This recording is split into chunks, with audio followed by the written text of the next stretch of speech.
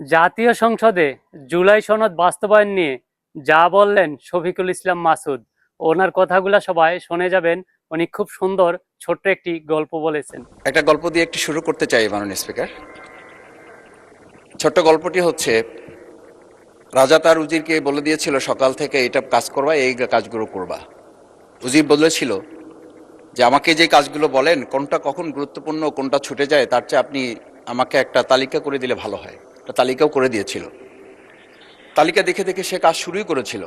হঠাৎ করে রাজার মনে হলো সে একবার শিকারে যাবে। ঘোড়ার পেটে উঠে যখন রেকাবে পা ঢুকিয়েছে, রেকাবে পা ঢুকালে পা আটকে গিয়েছিল। পাটা যখন ছুটাতে পারছিল না তখন সে উজিরকে বারবার ডাকছিল, আমার পাটা এখান থেকে বের করে দাও। পাটা বের করতে যাচ্ছিল না উজির, কারণ উজির বারবার খুঁজছিল যে তালিকাটা করে দেওয়া হয়েছিল সেই তালিকার মধ্যে পা আটকে গেলে ওটা বের করে দেওয়ার বিধান ওখানে আছে কিনা।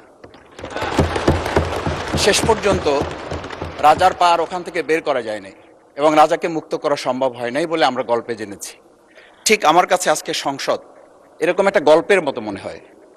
আমরা জুলাই সনদে যখন আমাদের 4 বছরের সন্তানরা জীবন দিয়েছে, আমরা যখন দেখেছি বিগত 17 বছর উন্নয়নের কথা বলে আমাদের নির্বাচনকে ভুলে দেওয়া হয়েছিল, আবার বিগত 1.5 বছর আমরা লক্ষ্য করলাম যে সে সময় আমরা কেউ কেউ নির্বাচন এবং নির্বাচন বলে বলে আমরা আমাদের মাথা থেকে বিচার এবং সংস্কারটাই ভুলে দিয়েছিলাম।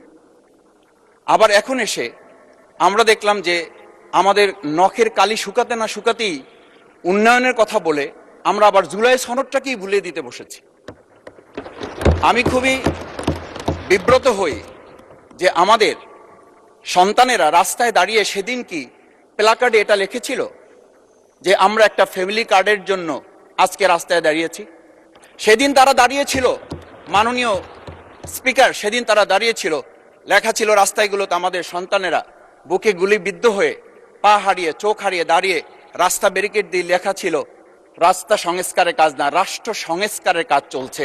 আমরা যেন সংস্কারের কথাটা মাথায় নিতে পারছি না।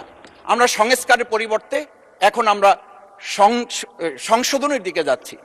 আমরা তো এই সংশোধনীর জন্য আমাদের ছেলেরা, আমাদের তরুণ যুবকরা, আমাদের জনতারা কাজ করে নাই।